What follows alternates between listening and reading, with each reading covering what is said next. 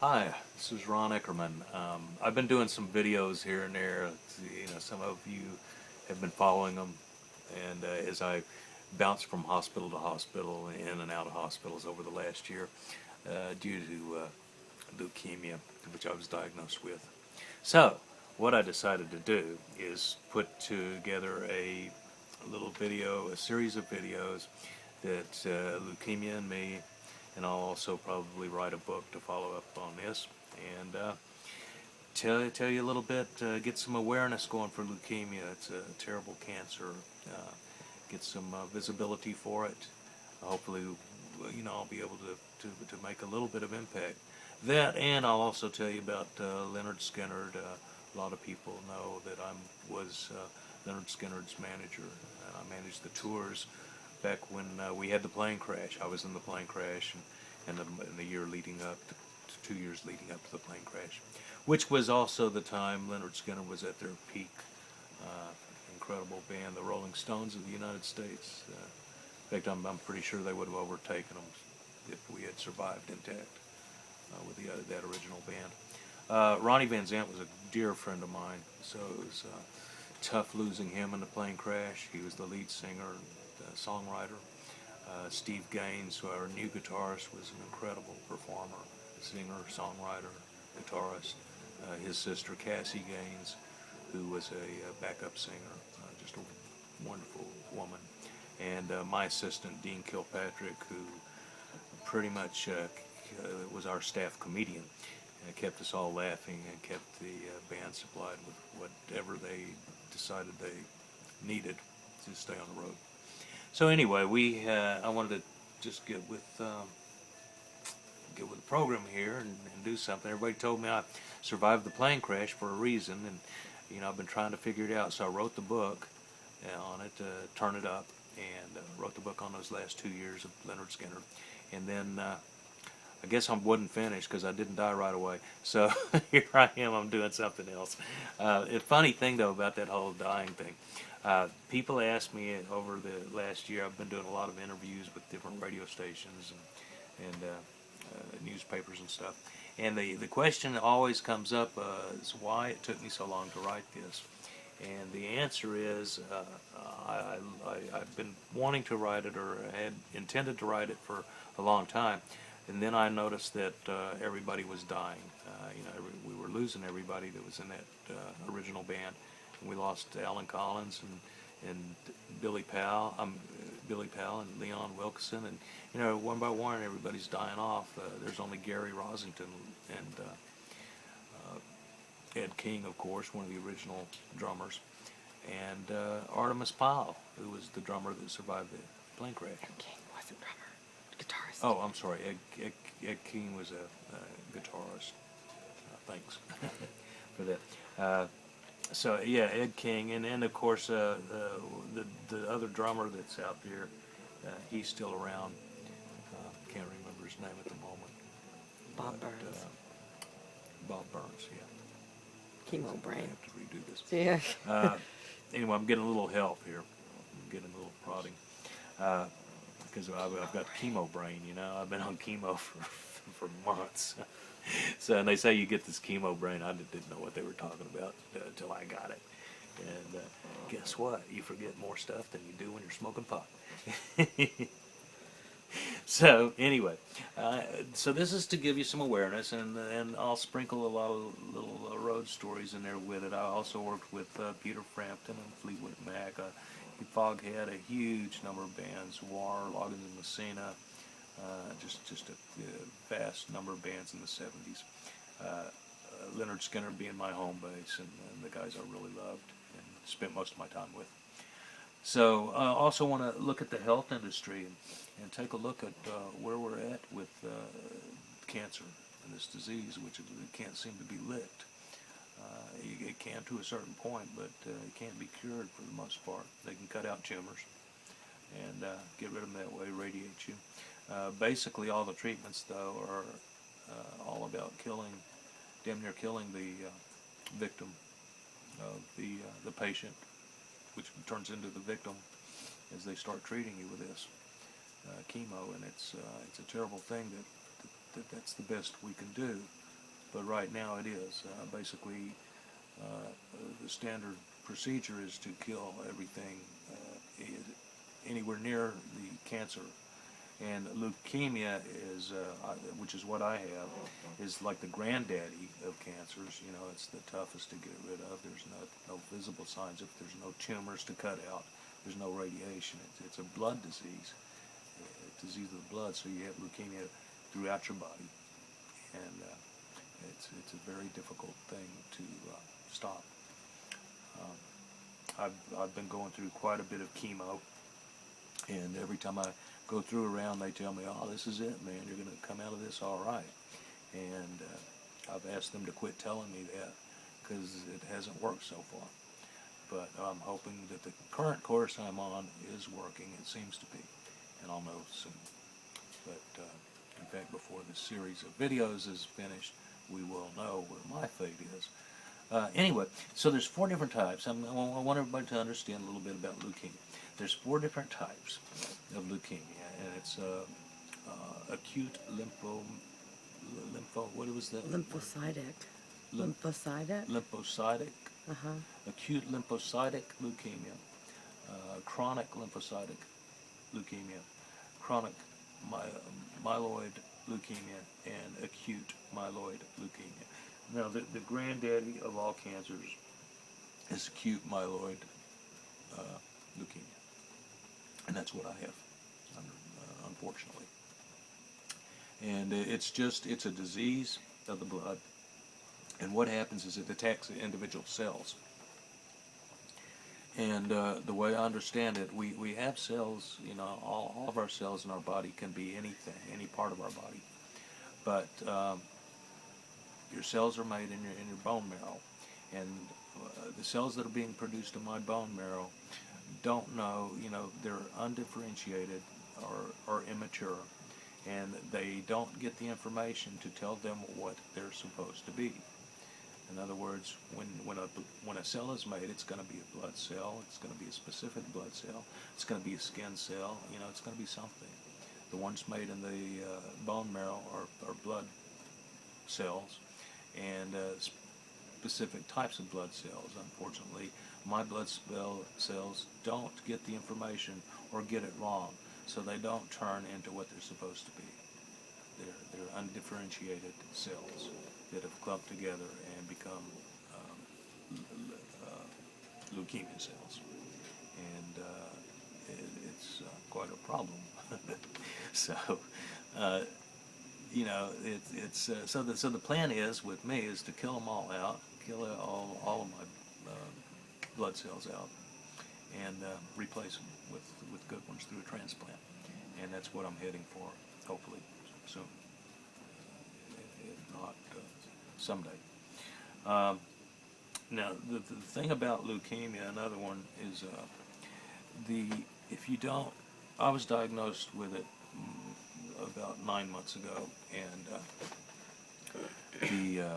the doctor that diagnosed me with it, 6 months. 6 months ago. I'm sorry, correct. By the time this gets out there, it'll be 9 months probably. At any rate, about 6 months ago, I was diagnosed with it, and I was told immediately, well, I'm not going to sugarcoat this. You have leukemia, and this is bad. This is terrible. Or she didn't really call it leukemia, that doctor, but she called it MDS, which is the predecessor to full-blown acute myeloid leukemia, the worst cancer you can have. Basically, you have weeks to a few months once you're diagnosed with it without care, without treatment. And so she was urging me to get into treatment immediately. With our health system, though, she wasn't really helping me at all.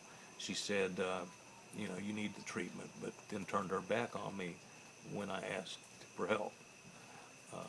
I don't have insurance, like a lot of people. I mean, this will change now with the new insurance policies in effect. But the funny thing is, even if I would have had insurance, I would have been in serious trouble, because my treatment in 6 months has run up to about $3 million. And there's no way I can afford this There's no way, even if I had good insurance, I could afford the deductibles and and the copays. So, it's a very horrible situation when somebody gets a disease like this. They can not only not get proper care and attention for it unless they're very wealthy or have really, really good insurance, which costs a lot. Or they're just out in the cold. It's very difficult. If you have insurance, you're kind of in worse shape, at least in Houston. I work with MD Anderson, or I was been accepted into the MD Anderson program, and I do testing for them. They test drugs. They do trials with me, which is fine. And traded for that, I get medical care, free medical care. And that's, if I would have had insurance, I wouldn't have been able to get that. So it's very bizarre that it works in reverse. It's a good thing I didn't have insurance. Because even if I have the best insurance in the world, usually it's got a deductible of, a good amount and a copay. And once you're left with that 10 to 20%, how many people can afford 20% of $3 million, and still going up? So, that's a huge problem with our health industry, with the way medical care is provided to people, and there's no way out of it except bankruptcy for most people. So I don't know what the new health care programs, the Obamacare, will change on that. I have no idea. It may make things much better if it's based on the same principles of insurance now. It ain't going to help people that have problems like I have. Anyway. Good. Hey, how you feeling? Much, much better. In fact, it's time to get ready to go out for dinner. I told you I had reservations, right? Where? At Trader Vic's downtown. Okay. Yeah. We're gonna go eat dinner? Yeah. And the only thing that was messing up the whole thing was this IV pump. This thing's tall. Then I figured out all the limos have moonroofs, no problem. So we're in. Let's get ready. I've been through one round of chemo so far, and it hasn't been overwhelmingly successful yet, but we don't know what it's going to do. So basically, it was very successful at what it is originally intending to do, which is kill every damn thing in my body. Ha! So it's done that very well. So I have another one starting next week, and then I spend another month in the hospital, and then another one, and then I spend another month in the hospital, and I keep doing that until they fix me, and hopefully that isn't too long, and hopefully everything will go into remission, and I'll be just fine and dandy. Okay, that's the plan. Ron Eckerman here again, continuing our discussion of leukemia and me. And, a lot of people are probably much more interested in the plane crash of Lynyrd Skynyrd, which I was involved in, more than the leukemia aspect of this. I'll give you tidbits of the plane crash if you'll learn the tidbits of leukemia. That way you can go out and help somebody you know, or help the cause in general, and see if we can't find a cure for this disease. It affects a lot of people. So the plane crash, there's a lot of stuff going around about it, and it just seems to never end. The stories change, and man, it gets wilder every year. It gets a little bit wilder. So the latest, as I understand it, and I haven't heard this firsthand, but a guy named Gene Odom, who was in the crash with us, and he was our security guard, and an old friend of Ronnie Van Zant's. He evidently has decided that I took the plane out the night before to do some joy riding, joy flying, and that I took it to New Orleans and partied that night, the night before. Well, the night before we had a concert. I couldn't hardly take the plane out anywhere, so I don't know where he comes up with this stuff. But he is a writer, and I guess he's just trying to sell books and getting ready to write a new book that because every one of them is about the same subject, but they all say something different. So anyway, he's a self-perpetuating controversy that he's doing there. So anyway, the plane did crash because of a pilot error. There was no mechanical error with it that caused the crash. We did have a mechanical problem that caused the engines to run rich. The pilots failed to compute the fuel consumption properly. That's like a little bit of the plane thing. We'll touch on that from time to time.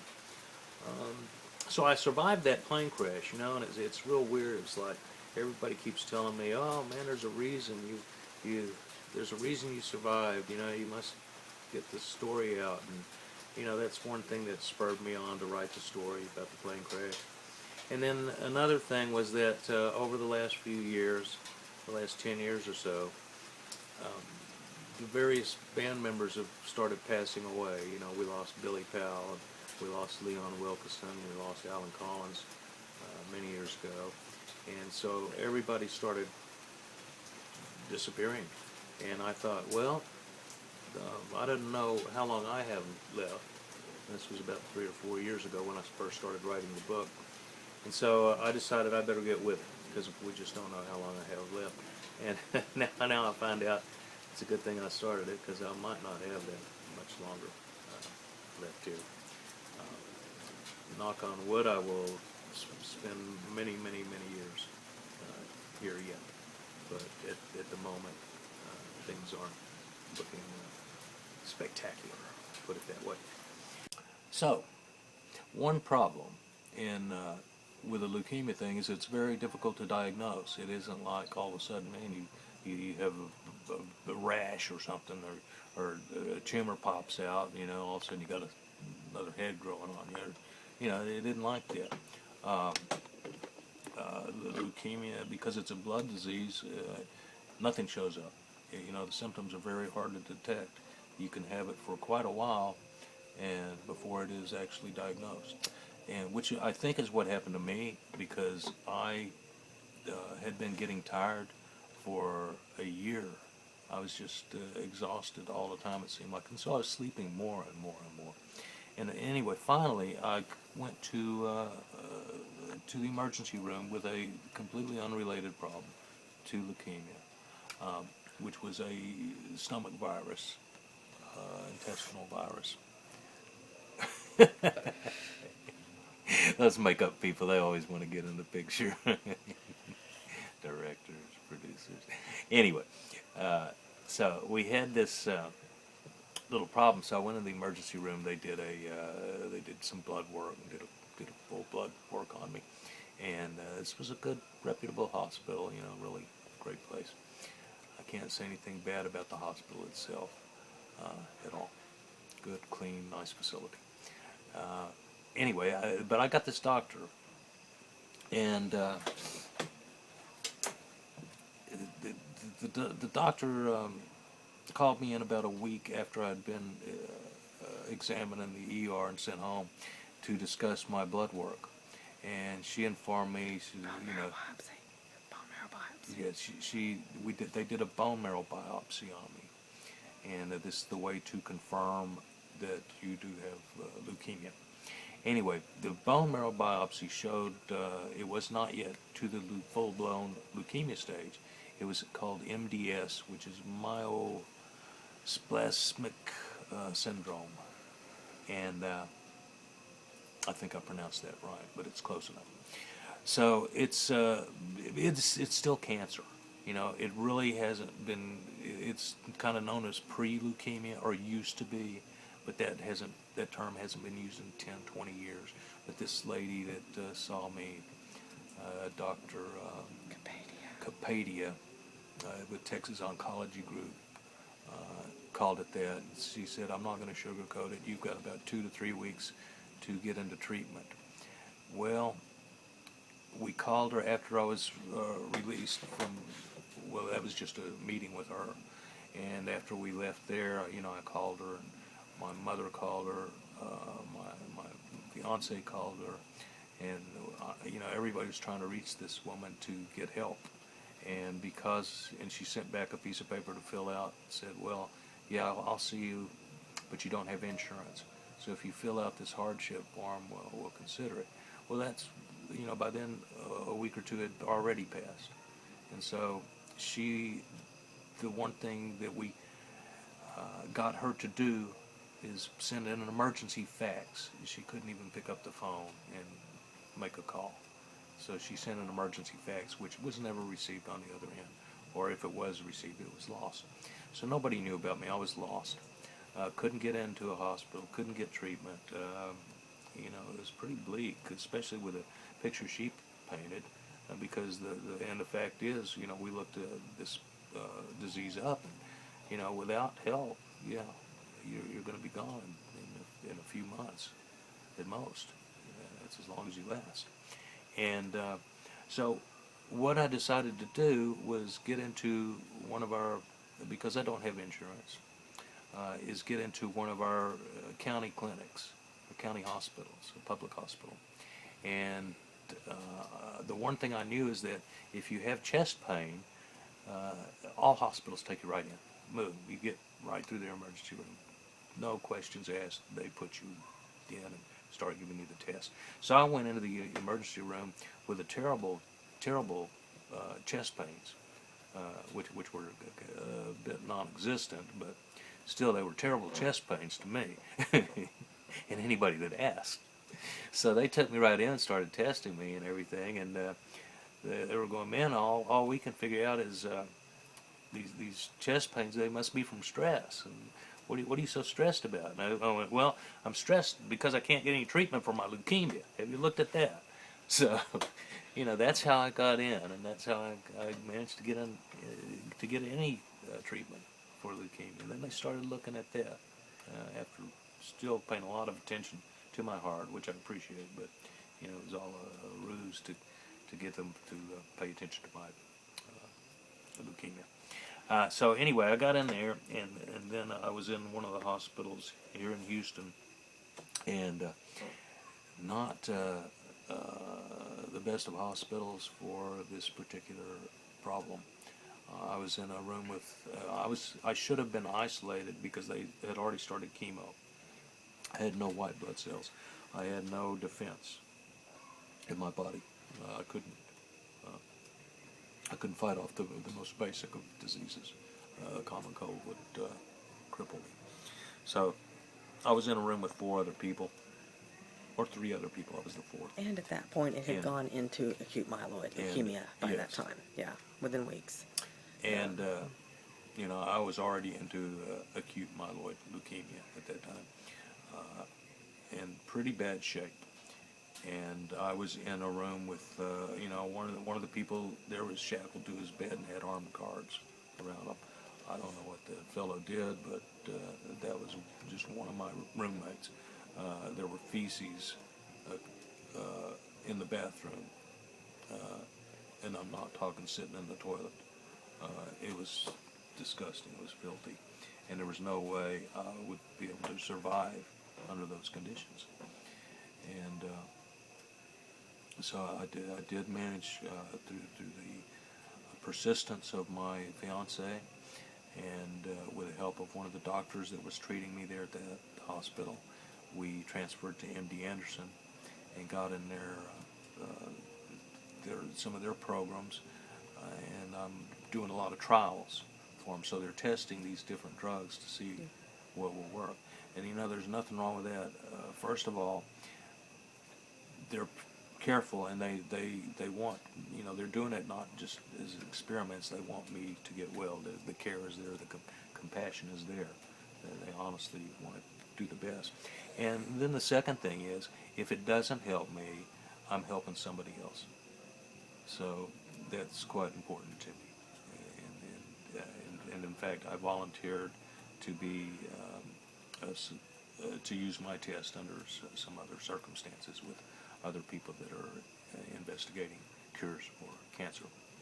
So,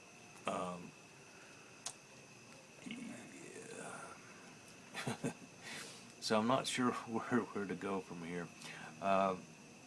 People ask me why I think so many musicians and die in plane crashes, and it's pretty easy if you think about it. Number one, we fly a lot more than anybody. Not claiming I'm a musician, but being on the road, you fly a lot more than the average person. You're on a plane almost every day. Second thing is these private planes don't get the scrutiny that an airline gives its plane. It's not inspected every stop. The pilots do inspect it, and they do. They're supposed to do a fairly thorough job of ensuring that plane is ready to fly, but it doesn't often happen that way.